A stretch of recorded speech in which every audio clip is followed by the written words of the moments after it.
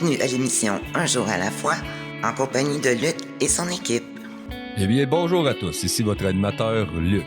Je vous souhaite la bienvenue à l'émission Un jour à la fois, votre émission dédiée au mouvement des alcooliques anonymes. Le petit préambule, les alcooliques anonymes sont une association de personnes qui partagent entre eux leur expérience, leurs forces et leur espoir dans le but de résoudre leurs problèmes communs et d'aider d'autres alcooliques à se rétablir. Le désir d'arrêter de boire est la seule condition pour devenir membre des AA. Les AA ne demandent ni cotisation ni droit d'entrée. Nous nous finançons par nos propres contributions. Les AA ne sont associés à aucune secte, confession religieuse ou politique, à aucun organisme ou établissement. Ils ne désirent s'engager dans aucune controverse. Ils n'endossent et ne contestent aucune cause. Notre but premier est de demeurer abstinent et d'aider d'autres alcooliques à le devenir. Cette semaine, nous recevons, comme à toutes les autres semaines, un invité qui est membre de cette belle fraternité. Il va venir nous parler de sa vie, de son passé, de son actif, de son rétablissement et où aujourd'hui la vie l'a amené. Je suis très heureux de recevoir cette semaine Robert, qui va venir nous jaser ça. Robert, j'ai la chance de le côtoyer et de le connaître un petit peu. C'est un bon vivant aux multiples talents et aux multiples facettes. J'ai hâte de vous le faire découvrir. Donc, Robert, à toi le micro. Ben, merci pour l'introduction. Donc, je suis vraiment stressé. Bon, ben, je suis pour partager mon histoire à moi qui débute depuis un bon bout. En tout cas, les alcooliques, moi, en tant qu'alcoolique, je m'ai posé la question quand est-ce que j'ai eu la maladie, quand est-ce que ça a vraiment commencé. Puis, je m'en souviens quand j'avais 7-8 ans, je restais dans l'est de la ville de Montréal, puis j'allais, moi, j'ai toujours été à l'école anglaise, puis il y avait une famille portugaise qui restait là, sur l'autre rue à côté de chez moi, puis là, à 7 ans et demi, 8 ans, le petit gars, il m'a invité chez eux. Fait que moi, j'avais été là. Puis, sur la table, il y avait du vin. Moi, j'avais jamais bu ça de ma vie. Fait que moi, je pensais que ça avait de l'air du jus de raisin. Fait que moi, j'ai fait comme, c'est ça qu'ils m'ont annoncé. Ils disent, on fait ça avec les raisins. Fait que j'ai dit, ça doit être bon, ça, tu sais.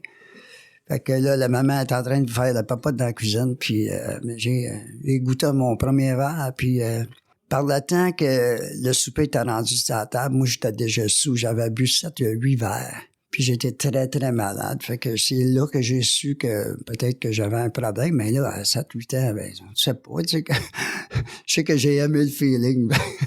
Puis c'est ça. Fait que moi, pour m'identifier, je suis le premier de 16 enfants.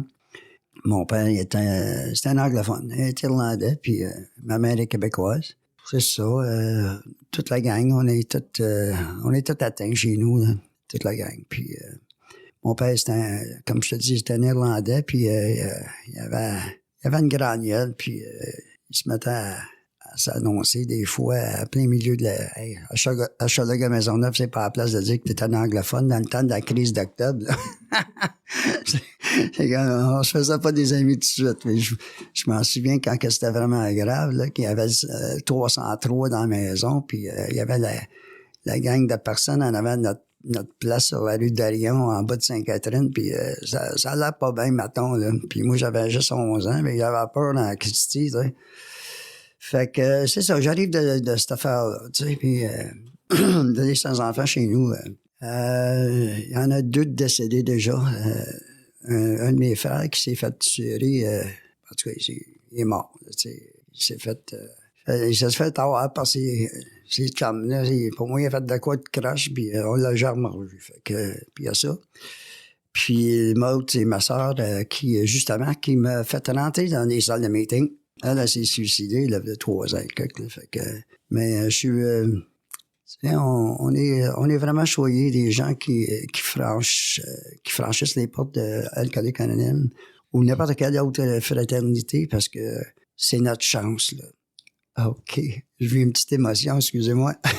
C'est que ça, c'est une des récompenses d'être dans une salle de meeting, c'est justement d'être en contact avec nos émotions, tu sais. Parce que pendant tellement d'années, moi, j'ai gelé ça bien comme faut. Que ce soit de la boisson, de la coke, du hash, n'importe quoi, là, les pilules, tout ce qui se passait, je gobais ça.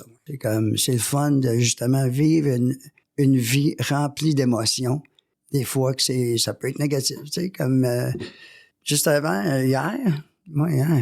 lundi, excuse-moi, avant-hier. Puis j'ai reçu un appel de la Banque nationale. Puis moi, j'étais un insécure financier total, tu sais. Le gars, il m'appelle, puis il dit « C'est toi, Robert? » J'ai dit « Oui. » Il dit t'as une carte de crédit, t'as l'affaire. Puis moi, je paye toujours mes comptes. C'est tout le temps à zéro, mon affaire. Okay? Il dit t'as-tu dépensé tel montant à cette place-là, cette place-là, cette place-là? J'ai dit j'ai jamais. J'ai dit quand est-ce que ça s'est fait? Il dit ben c'est hier. J'ai dit ben qu'est-ce que t'as chez nous avec mon gars? C'est impossible. Il dit non, c'est juste pour confirmer. Le montant, c'est 855$. Avant, j'allais sauter au plafond, mais j'ai juste calmement dit, regarde, c'est pas moi, j'espère que je payerai pas ça, là. Fait que c'est pas moi, tu sais.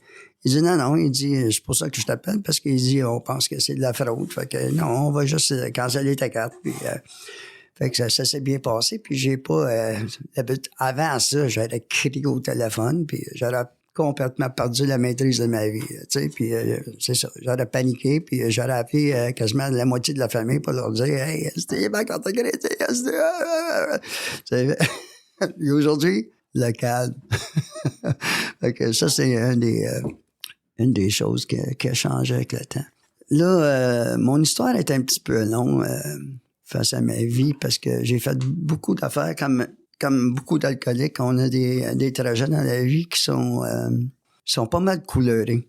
Moi, j'ai commencé, vu que moi, j'étais le plus vieux d'une famille de 7, ma mère, elle pouvait pas s'occuper de tout le monde, ça fait que je m'ai levé quand même un petit peu tout seul, parce que mon père était tout le temps sur le party. Et tout le temps un sou avec ses chums, puis en tout cas, c'est ça. Fait que... Puis je m'ai fait abuser quand j'étais plus jeune, puis ça m'a affecté pas mal. Puis à quel point, c'est comme j'ai commencé à réaliser dernièrement à quel point que ça m'a affecté avec mes relations, tous les aspects de ma vie en réalité, parce que c'est comme j'ai jamais pu parler avec des personnes en autorité. Parce que ma mère elle était trop occupée que les enfants. Mon père était sous, puis là, j'avais peur de parler de ça parce que je sais pas, je vais pas me faire juger ou quelque chose, mais j'avais 10 ans, tu sais. Fait que ça m'a suivi pas mal longtemps, puis j'ai fait en sorte que je voulais pas voir ça, tu sais. Puis j'ai continué ma vie comme ça, puis... mais justement, je suis en train de faire une liste des jobs que j'ai fait de ma vie, puis... C'était un petit peu weird, là, tu sais. J'ai commencé... ma première job, c'était cirer des souliers à l'âge de 12 ans. Puis j'aimais ça. Et puis, c'était ma première job, puis j'étais fier de moi. Puis les gens, ils m'aimaient bien. Puis, mais là, j'ai fait la liste de ce que j'ai fait depuis l'âge de 12 ans, puis les jobs que j'ai fait, l'école, puis toute la gueule. Puis à un moment donné, quand j'ai comme vraiment décollé dans la consommation, je m'ai ramassé comme go-go boy, tu sais. Puis j'ai fait ça pendant un petit bout de temps. Puis tout de suite après ça, j'étais à l'extérieur de la ville de Montréal là, pour faire ça parce que je voulais pas me faire identifier. Là. Puis après ça, ça m'a amené à faire un vol à main-armée d'une banque. Puis ça, c'était un petit peu comique parce que la place, c'est quand même une place isolée. Puis je sais pas, c'est de la folie carrée. Tu sais, c'est ma première chose qui m'a passé par la tête. J'étais avec d'autres gars, puis on dit on va faire la banque, puis on va se pousser en Californie, puis on va aller sur la plage, puis toute la quête. Tu sais. J'ai dit ouais, OK, on va faire ça. Tu sais.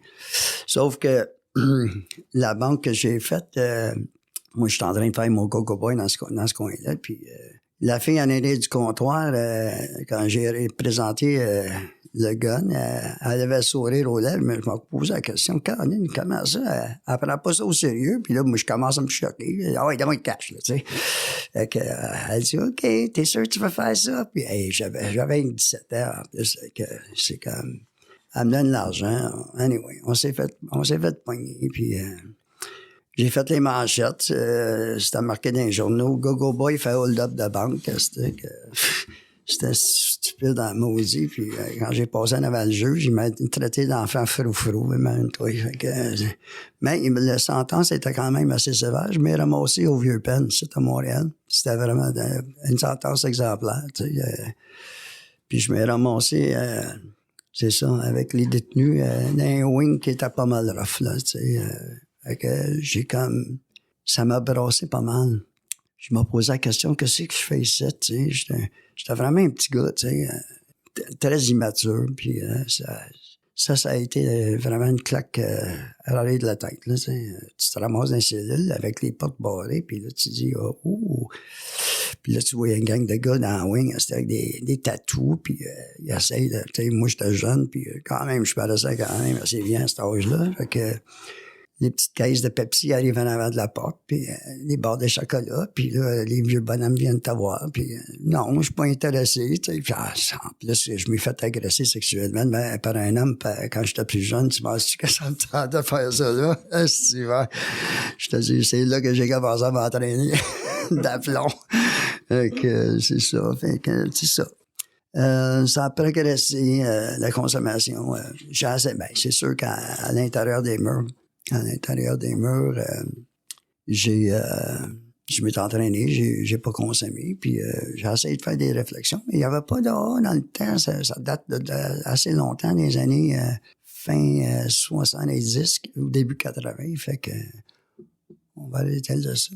C'est ça, on va prendre une petite pause, ça. Juste, okay. On va prendre une petite pause? Okay. On va prendre une petite pause, Robert. Et effectivement, on arrive juste dans le temps de la pause. Merci pour cette introduction-là. Il y a du bagage. Il y a du bagage là-dedans. On voit le parcours de tout qu'un alcoolique, qu'est-ce que ça peut faire, puis où c'est que ça l'amène. Comme tu l'as bien dit, un chemin coloré, tu sais. Comme tu l'as dit aussi, on prend une pause et on revient. Ce dont je me souviens le plus souvent, c'est la solitude que je ressentais. L'isolement au milieu du monde. À la fin, je trouvais plus de plaisir à boire. Depuis que j'ai commencé à assister aux réunions des AA, je me sens revivre. Et c'est peut-être ce que j'ai vécu de plus important. Je m'aime réellement moi-même. Et c'est très bon. Les AA sont comme un miracle dans ma vie. Les alcooliques anonymes, ça fonctionne. Cherchez-nous dans l'annuaire téléphonique, dans votre journal ou sur aa.org. Vous écoutez présentement l'émission Un jour à la fois, en compagnie de Luc et son équipe. Nous sommes de retour à l'émission Un jour à la fois. Je vais vous lire un court texte de tirer des réflexions quotidiennes. Robert nous a choisi la date d'aujourd'hui en enregistrement en studio, le 28 février. Quoi? Pas de président. Quand on leur dit que notre association n'a pas de président investi du pouvoir de la diriger, ni de trésorier pouvant exiger le versement de cotisations, nos amis médusés s'exclament « C'est tout simplement impossible ». Quand je suis enfin entré dans les AA, je ne pouvais pas croire qu'il n'y avait pas de trésorier pouvant exiger le versement de cotisations. Je ne pouvais pas m'imaginer qu'une association n'exige pas de contribution pour ses services. Je ne connais aucun autre endroit, et j'en ai pas vu d'autres depuis, où je pouvais recevoir quelque chose pour rien. Comme je n'avais pas l'impression que les autres se servaient de moi ou m'escroqueraient, j'ai pu aborder le programme des AA sans préjugés et avec un esprit ouvert. On me demandait rien. Je n'avais donc rien à perdre. Je rends grâce à Dieu pour la sagesse des fondateurs et pionniers qui savaient si bien à quel point l'alcoolique a horreur de se faire manipuler. Belle réflexion, ça. C'est vrai qu'on a horreur de se faire manipuler. On est de retour avec Robert qui nous a laissé avant la pause. Il est en prison. Puis là, il sortait de prison. J'imagine que le parcours, il est encore plein de couleurs. Donc, vas-y. C'est ça. On est en prison, ouais. Fait que je sors de prison. Puis là, il fallait que j'aille dans une maison de transition. Puis c'est ça. J'ai fait 9 mois dans une maison de transition sans consommer. Ou ben non, je faisais bien attention. Je pense que j'ai pas consommé parce que c'était vraiment checké. Fait que puis c'est ça. C'était au nord de la ville de Montréal. Et puis là, quand j'ai fini cette terme-là, fallait que je me tiens loin des gens qui consommaient, ou ben non, des gens qui sont incarcérés, qui ont été incarcérés. Puis, fait qu'il y avait des lignes de conduite à suivre là, pour ça. Fait que j'ai suivi ces conseils-là. Mais la consommation est revenue, était de retour, tu sais, lentement. Et puis, bon, j'ai commencé avec les consommations de boissons, puis après ça, ben, un petit joint de temps en temps, puis ça n'a pas pris de temps. Un alcoolique, là, quand les breaks partent, c'est comme quand que tu descends une pente de ski. Une pente de ski, puis c'est comme tu sais pas comment faire du ski, puis tu descends, puis tu sais pas comment arrêter. Ben, c'est ça, c'est la même affaire. Tu sais, c'est comme on sait pas quand ça s'arrêter, puis on sait pas comment ça va finir justement. Ça va être une lampadaire, mais non un arbre. Là, tu sais, c'est comme, ben c'est ça. Fait que fallait que, tu sais, c'est justement les blessures de la consommation, puis la honte, la peine.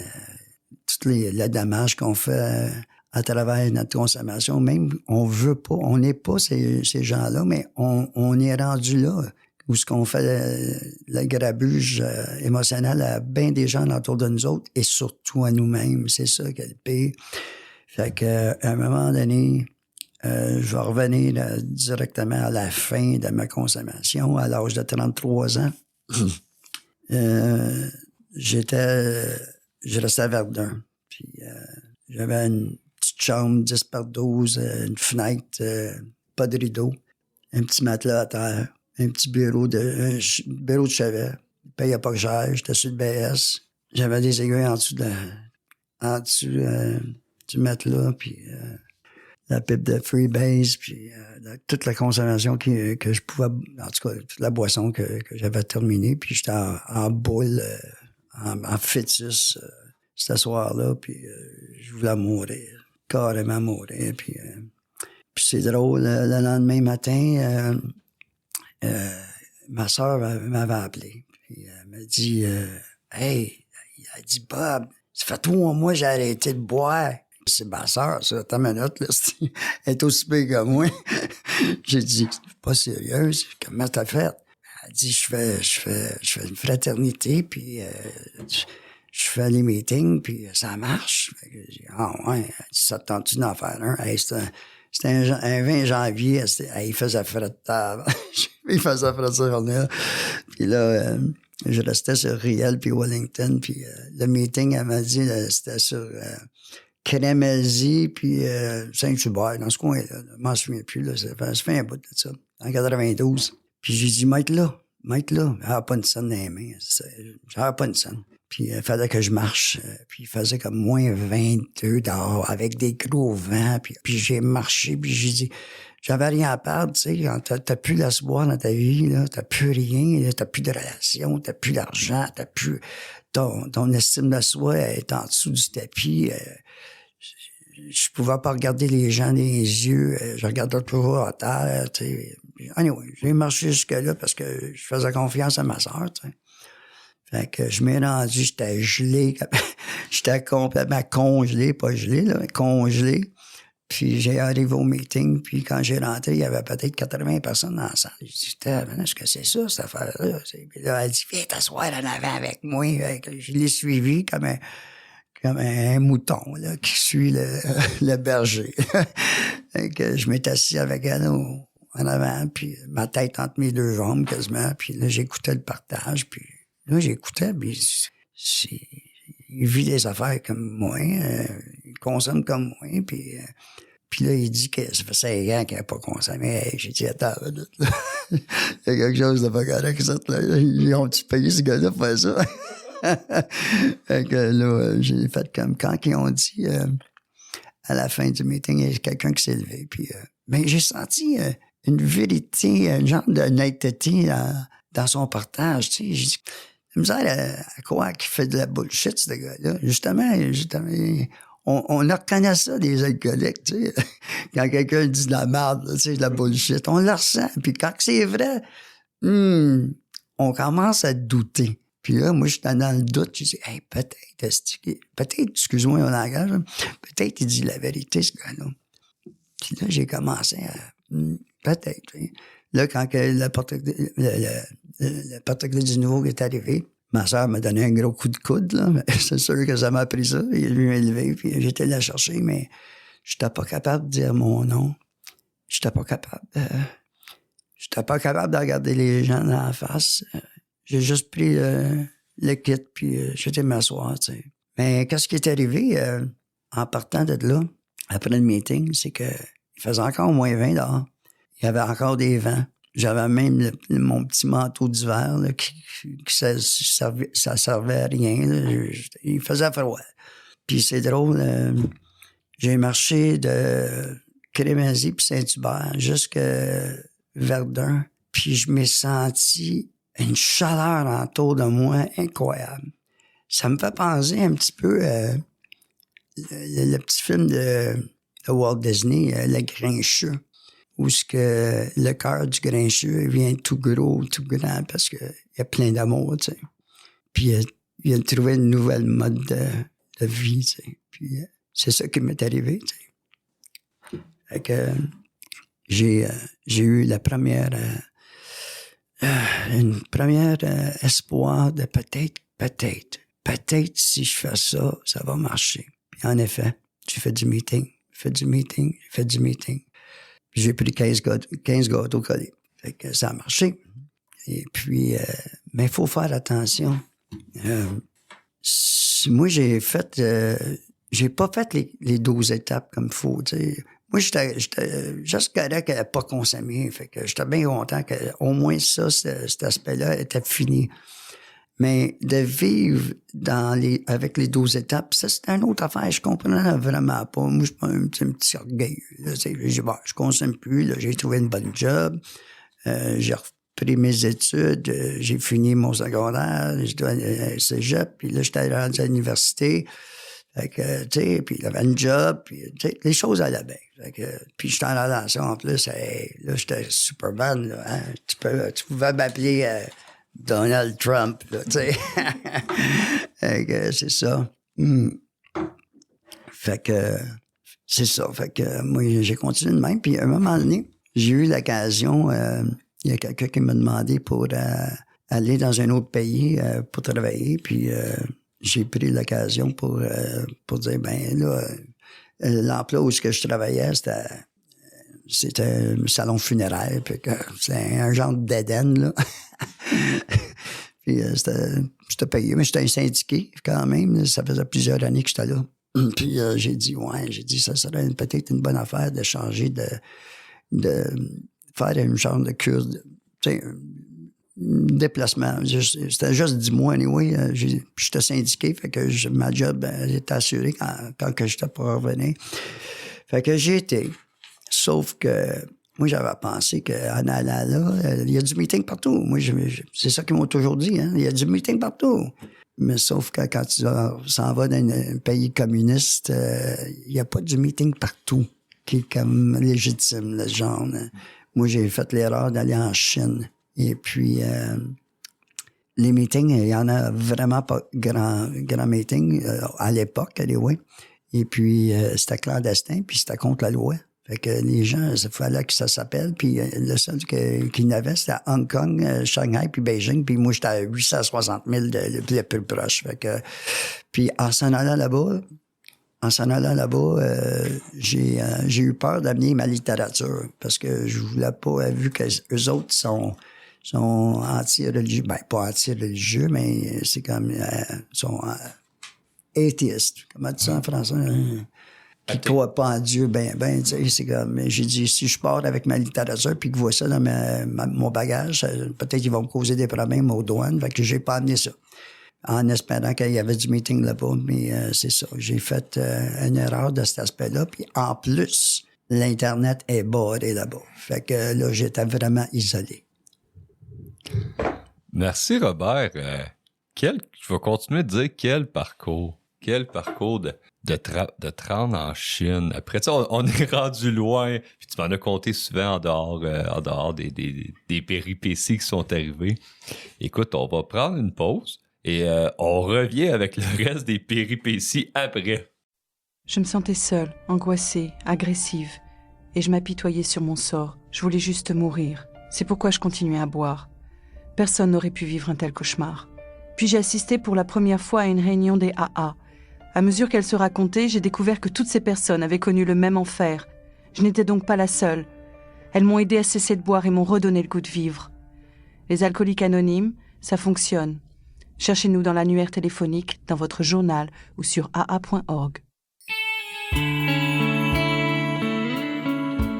Vous écoutez présentement l'émission Un jour à la fois en compagnie de Luc et son équipe.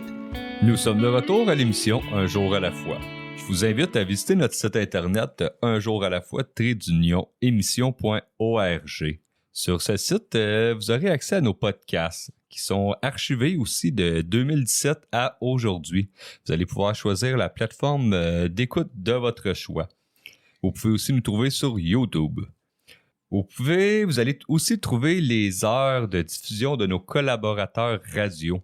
On a aussi une adresse courriel si vous avez des questions ou des commentaires, ou peut-être même venir nous visiter et partager votre histoire dans notre studio.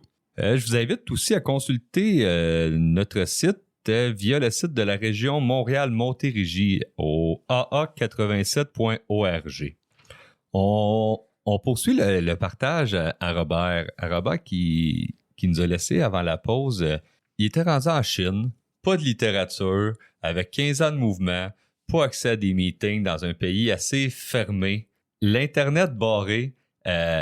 J'imagine un peu la suite et on va l'écouter. Ouais, c'est ça. Fait que je continuerai pas en mandarin, là. Puis, vu que les écouteurs, les gens, ils comprendront pas. J'ai appris le mandarin, ça c'est sûr, pendant ces années-là. J'ai resté en Chine pendant 14 ans. Puis la raison que j'ai resté si longtemps, c'est que quand j'ai arrivé en Chine, fait partie d'une équipe, puis j'ai rencontré une femme chinoise et on a eu un enfant ensemble. Donc, je voulais pas l'abandonner. Donc, après le contrat de 10 mois, j'ai continué à rester là puis à travailler. Puis, j'ai quand même fait beaucoup d'argent, mais vu que j'avais pas de littérature, puis j'avais pas d'Internet, puis il y avait pas de meeting, les gens, j'ai quand même essayé de rester abstinent pendant plusieurs mois. Puis, un moment donné, j'ai averti les gens, regarde, moi, je bois pas, fait que faites attention avec ça, tu sais, parce que moi, j'ai pas continué à élaborer l'histoire, là. J'ai dit, moi, je bois pas, simplement, tu sais, puis je veux pas boire, tu sais. Puis, les gens, tu sais, les fêtes arrivaient, le Chinese New Year, là. Puis, c'est ça, tu sais, les lumières, puis de la musique, puis moi, je suis là, je suis en train de boire mon Pepsi, puis là, la fille à côté de moi, elle décide de mettre du 80 proof, c'est comme, c'est fait avec du riz blanc, c'est pas du sake, ça s'appelle du bajio en chinois, là, puis ça goûte comme de la gasoline, mais elle m'a mis ça dans le Pepsi, puis moi, je l'ai pas vu aller, là. Puis j'ai pris une bonne gorgée, puis ça a chauffé pas mal, puis j'ai fait comme, qu'est-ce que t'as fait là? Elle dit, bye, ça va te relaxer. J'ai dit que j'ai pas besoin de relaxer. J'ai dit, ça va m'amener, tu vois, que le mec soit bien relax, toi, tu serais plus relax. Fait que ça a passé, tu sais, j'ai vidé mon verre, tu sais, mais ça, c'est la première fois que ça m'est arrivé, après 5 mois d'abstinence pendant que j'étais là. Parce que moi, je sais que j'étais un alcoolique. Fait que faut pas que je boive. Mais ça a allumé quelque chose en dedans de moi.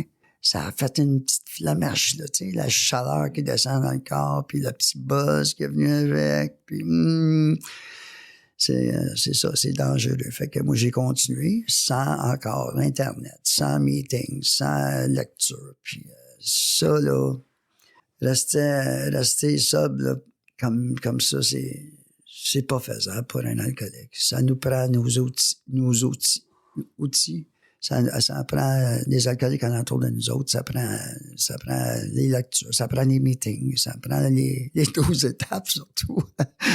Et c'est ça, j'avais aucune de ces affaires-là. Donc, ça a progressé à un moment donné où il y avait une grande réunion, puis je pense que c'était rendu à 8 mois là, que j'étais là, puis Il y avait un grand diplomate de Beijing qui avait descendu puis qui était bien fier de moi puis mon ouvrage. Puis il y avait tous ces gars avec lui, là, puis on était à peu près 25. Puis à un moment donné, il a commencé à me toaster puis à dire ça en mandarin, tu sais, qu'il était bien content de m'avoir là. Puis il a dit « Gambé! » Fait que là, tout le monde, ses chums, ils sont tous levés, puis ils ont levé leur verre. Mais je dis à l'interprète à côté de moi, je dis « Hey, tu dis que je buvais pas, tu sais? » Là, lui, il avait peur pour ce job, puis il me dit « Ben, fais semblant, tu sais. » Fait que moi, j'ai pogné le verre, puis j'ai fait un semblant, mais j'ai eu 26 personnes qui m'ont regardé de travers, puis le silence total dans la place. Fait que c'était comme culturellement, là, c'est comme si j'aurais crissé une claque dans la face au boss, tu sais. Fait que j'ai fait comme, non, c'est... Puis là, l'autre, il dit, s'il te plaît, prends une gorgée, fais quelque chose. Ça, c'est mon interprète, là, qui est... En tout cas, là, moi, j'ai fait la réflexion le matin. J'ai dit, j'ai pris une gorgée le 5 mois. Je m'en ai sorti. Je m'ai levé la tête, puis je dis, mon Dieu, s'il te plaît, me prendre ce verre-là, puis on va manger, puis ça va finir, là, s'il te plaît. Parce que là, je voulais pas faire du mal à personne en place, là, surtout pas à mon interprète, qui était prêt à perdre sa job, là. Puis les gens en avant de moi, mais eux autres, c'était un insulte total, là, culturellement, pour eux autres. Fait que j'ai fait, OK, ouais, let's go. Le 80 proof en arrière de la cravate. J'ai pris la gorgée, puis le shot, là, puis j'ai venu rouge dans la face, je m'étais étouffé, ben raide. Puis tout le monde a parti à l'arrêt, puis il y en a un qui a dit à un moment donné, donne-y en don un autre. C'est ça a parti. C'est pas long avec un alcoolique, hein. Fait que, après 15 gâteaux collés, j'ai rechuté pendant 14 ans parce que je voulais pas abandonner mon petit gars qui était là. Fait que j'ai essayé de consommer ses breaks. Imagine-toi, un alcoolique qui sait c'est quoi la remède puis il est pas capable de l'avoir. J'ai eu de la peine. J'ai eu de la peine parce que je savais c'était quoi la réponse, mais je voulais pas abandonner mon gars. Puis si je quittais de payer, ben eux autres, ils auraient gardé mon gars. Fait que j'ai enduré. Je m'étais embarré dans mon appartement, puis je buvais... J'essayais de pas boire de force, je buvais de la bière, puis je m'enlignais tout de suite en rentrant chez nous après l'ouvrage, tu sais. Je préparais toute ma bouffe là, pour faire mon souper.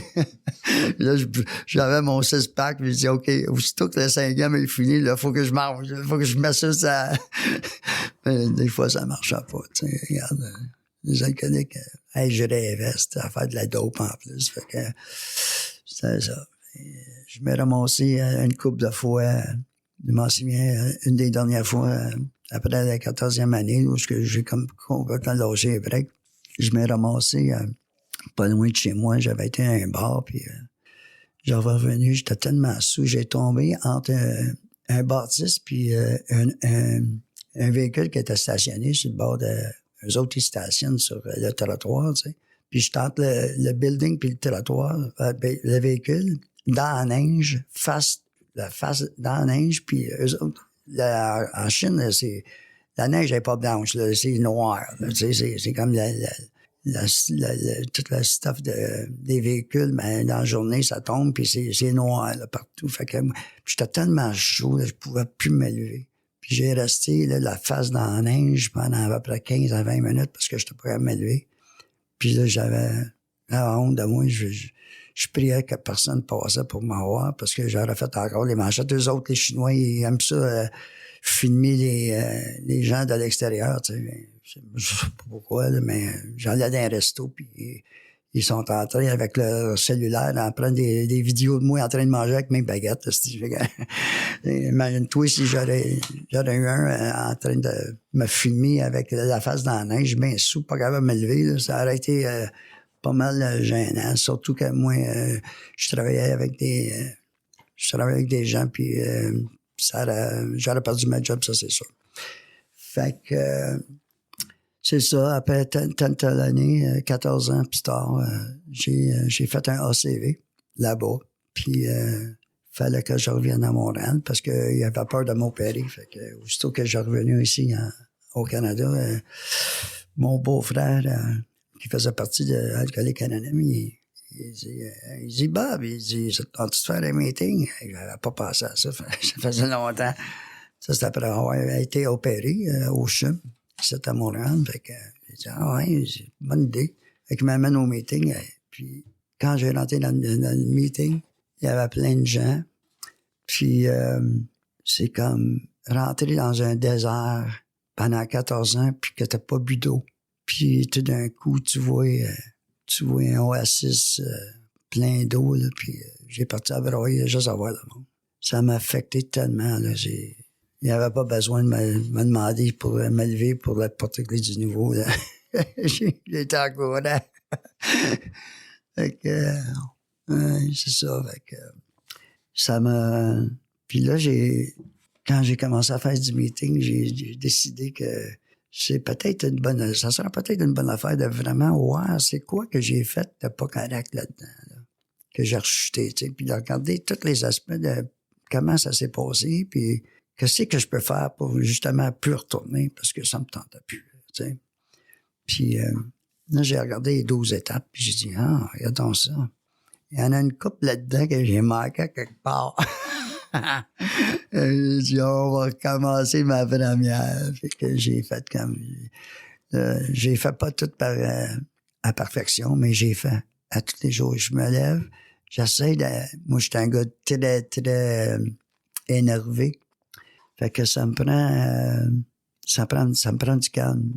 Il faut pas que je me lève, puis 3-4 cafés, puis j'allume la TV avec CNN, là, puis... ouais, comment que Donald Trump qui va aujourd'hui, là, fait que, puis combien qu'il doit de l'argent, là, ça marchera pas, avec moi, là. C'est quand même, là, on dirait que j'embarque, puis ouais, on va l'incarcérer, là, hein, fait que j'ai fait comme, non, c'est pas ça, il faut que la TV, elle reste éteinte. Puis là, je fais les lectures, les réflexions quotidiennes, puis je lis le gros livre un petit peu, puis j'essaie de juste... Quand ils disent la méditation, c'est juste de masser puis de pas penser à rien. Puis d'être calme. C'est vrai, le calme. On recherche ça, le calme maintenant, comparé à avant. Merci. Quel beau segment encore de... Tu sais, malgré que tu dois avoir vécu des beaux moments là-bas en Chine pendant ton travail, on peut sentir qu'il y avait de la souffrance là-dedans quand même, au bout de la ligne. Wow. On prend une pause et on revient. Si ton univers est contrôlé par l'alcool, il y a de l'espoir. Nous sommes les AA, des alcooliques qui aident d'autres alcooliques à devenir abstinents depuis plus de 70 ans. Nous sommes dans l'annuaire, dans le journal local ou sur l'Internet au aa.org. Les alcooliques anonymes. Vous écoutez présentement l'émission Un jour à la fois, en compagnie de Luc et son équipe. On est de retour à Un jour à la fois. Si vous souhaitez en apprendre davantage sur le beau mouvement des alcooliques anonymes, je vous invite à consulter le site aa-québec.org. Sur ce site, vous allez trouver beaucoup de réponses à vos questions. Vous allez trouver le numéro de la ligne d'aide téléphonique aussi, qui est ouverte de 9h à 22h, 7 jours sur 7. Au bout du fil, il y a un autre alcoolique qui est là, qui attend juste pour aider, pour tendre la main, pour répondre à vos questions si vous en avez. Ou même juste vous écouter aussi.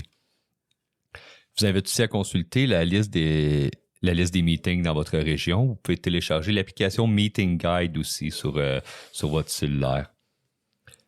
Vous allez trouver dans ces répertoires-là les listes de meetings en présentiel et aussi des listes de meetings Zoom ou au téléphone.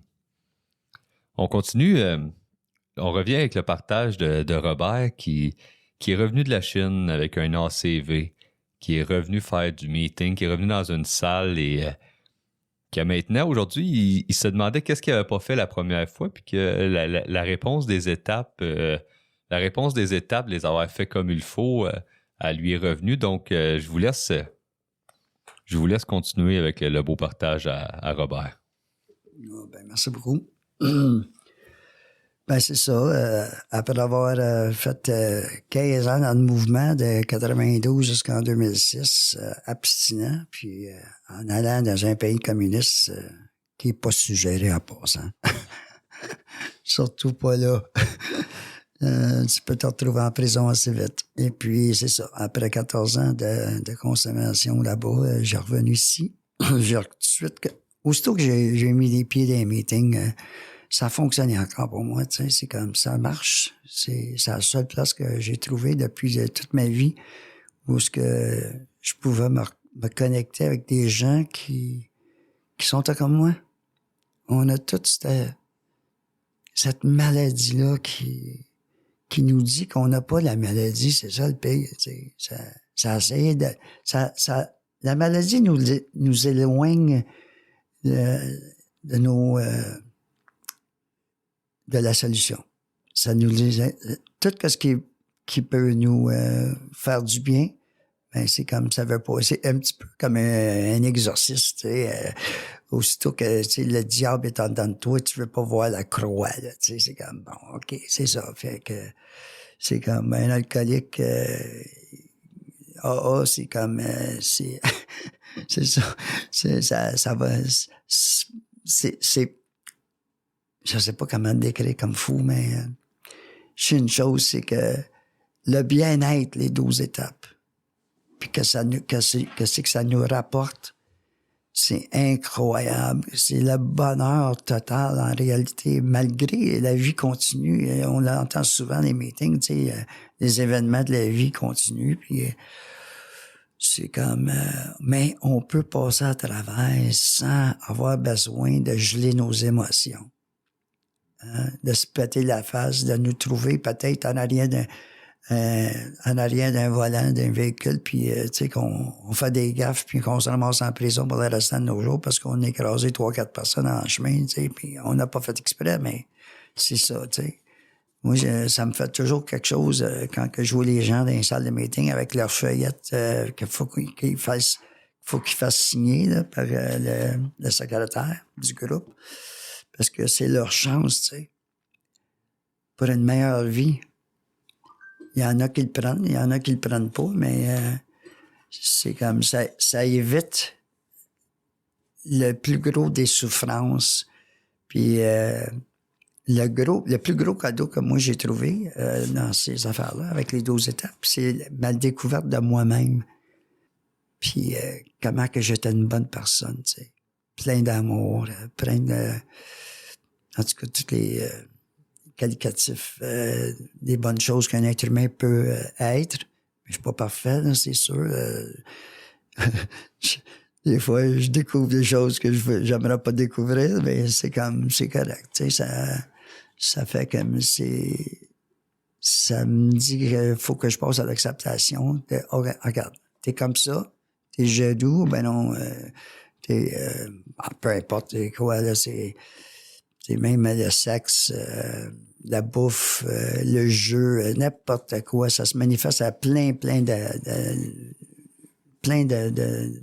façons dans nos vies, tu sais. Puis moi, au moins, c'est les 12 étapes, ça nous donne des genres de guidelines. Tu sais, c'est comme, regarde, t'es trop ici, là, t'es trop là. Reste là-dedans, tu vas être bien heureux, tu sais. Puis moi, je veux pas m'éloigner de ça parce que ça peut nous causer beaucoup d'ennui, puis c'est beaucoup de souffrance.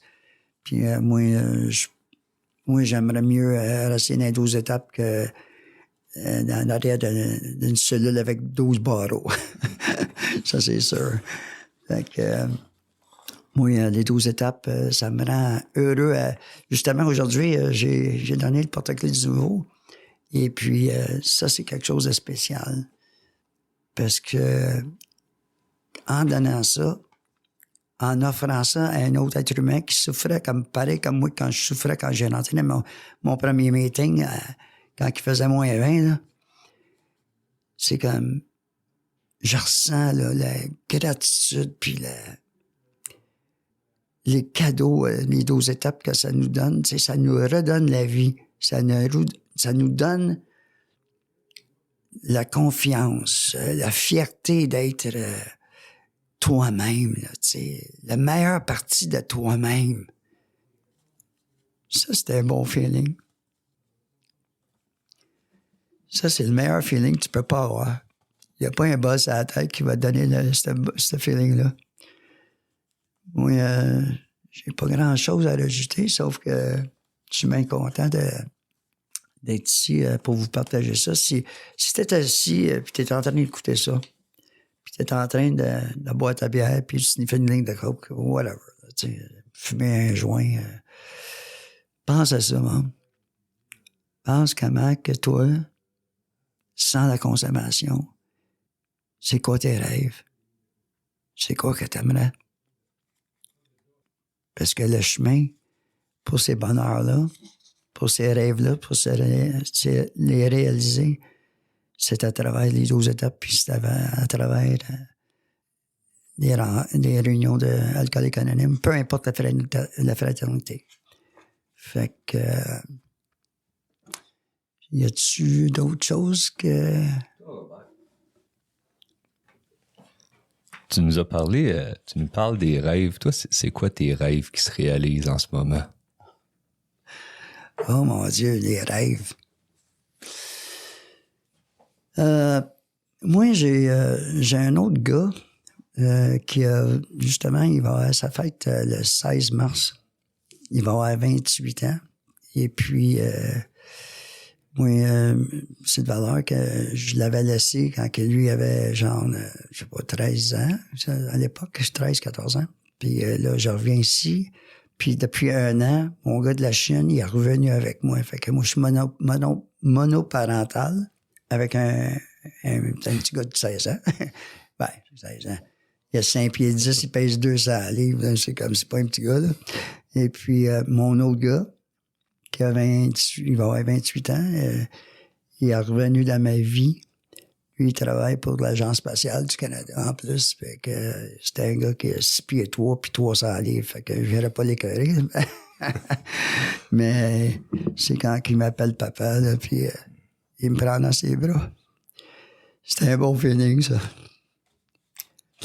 C'est un très bon feeling parce que je peux réparer nos relations, tu sais. Puis je peux être un bon père de famille. Malgré tout ce qui s'est passé dans ma vie, là, moi, mon père qui me battait, tu sais. Je m'en souviens quand que j'avais été... quand j'avais arrêté de consommer au début, puis je lui dis, père, je retourne j'étais accepté à l'université, tu sais, puis il m'avait dit... je m'en souviens encore, hein, ça m'a fait tellement du mal. Il s'est reviré de bord, puis il m'a regardé, puis il dit, tu te prends pour qui, toi? Ouf! Ça m'a dessoufflé pas mal, tu sais. Puis, moi, là, la seule affaire que je fais, moi, dans la vie, la seule affaire que moi, je peux faire pour mes 2 gars, c'est pas, justement, pas consommer, puis leur donner qu'est-ce que mon père m'a pas donné. C'est de l'appui, puis l'encouragement. L'encouragement, c'est magique pour n'importe qui, ça. C'est quand tu es capable de dire à quelqu'un, t'es capable, je crois en toi. Continue. Juste une journée à la fois. Demain, on le verra, là, mais juste aujourd'hui, là. Prends pas ta première ligne. C'est que si t'as envie de... Prends pas ton premier verre.